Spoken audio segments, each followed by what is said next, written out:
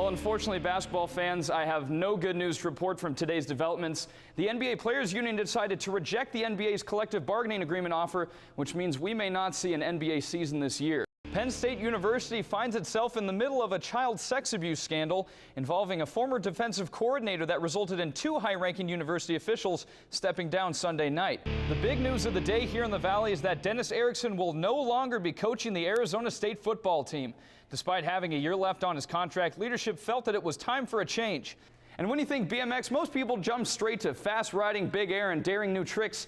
But as our own Emily Irwin discovered, there's an important aspect to BMX that usually goes unnoticed. A lot of hoops fans here in the Valley are still looking to fill that void left by the Phoenix Suns in the NBA lockout. But no need to worry, as our own Isaac Easley may have found a solution to satisfy your hunger for basketball.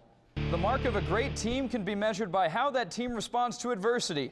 And after last week's loss to Illinois, the Sun Devils had a chance to rebound against the 23rd-ranked USC Trojans in their first ever Pac-12 conference game. Second quarter tied at 3, and Kevin Cobb knows who to give it to.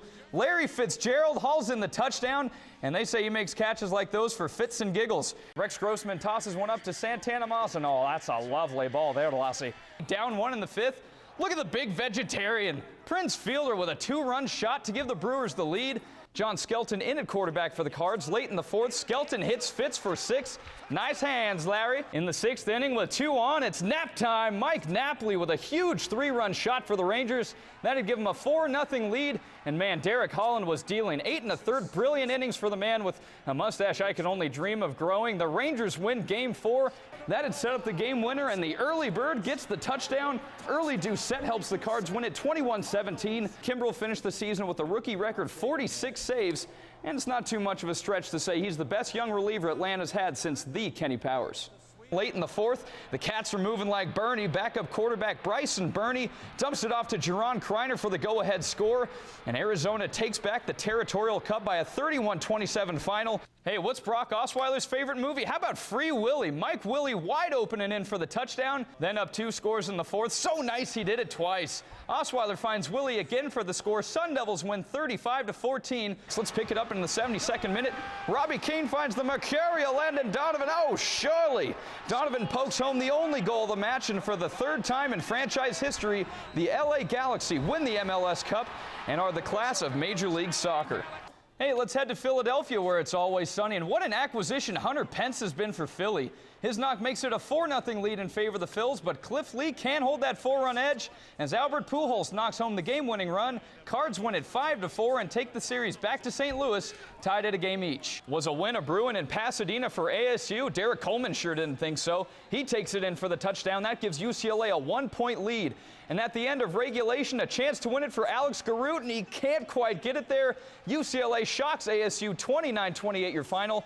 Coach Erickson not happy with how his team failed to capitalize. Moving to the football Cardinals, Bird was the word in Baltimore. Ray Lewis getting his body by Jake on. And hey, look at Patrick Peterson, the rookie making plays, making dudes miss. He'd take it in for the TD. And then for the 3rd time, Patrick Peterson, meet Adrian Peterson. No relation and also no tackling. Keep in mind, this is all in the first quarter. Cards get blown out. 34-10 your final. And up in the Gene, Brock Osweiler throwing a beautiful ball to the senior Mike Willie. That had put ASU up 14-7 late in the first. But for the Ducks, it was no LaMichael James, no problem, oddly enough. Kenyon Barner in for the TD.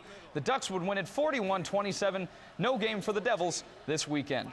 Then Cameron Marshall provides the exclamation point, his 3rd TD of the game, and the Sun Devils smacked the Trojans 43-22 for their first win against USC since 1999. And guys, it's worth noting the Arizona Wildcats may have their next head football coach lined up. It's going to be Rich Rodriguez, is what reports are saying, a former West Virginia and Michigan coach. A lot of success at West Virginia, not too much at Michigan, but they're saying look out for that in the next 48 hours. Hey guys, the Diamondbacks have an 8.5 game lead currently in the NOS, and call me crazy, but they got a little bit of that 0-1 magic going on right now. Even better news in the sports world, the NBA and their players came to an agreement on Friday, at least a tentative agreement for the meantime, that will start up the NBA season on Christmas Day, so an early Christmas for all of us. Also, so great to see the arena employees and local businesses being able to get back to work and have some money put back into the downtown economy.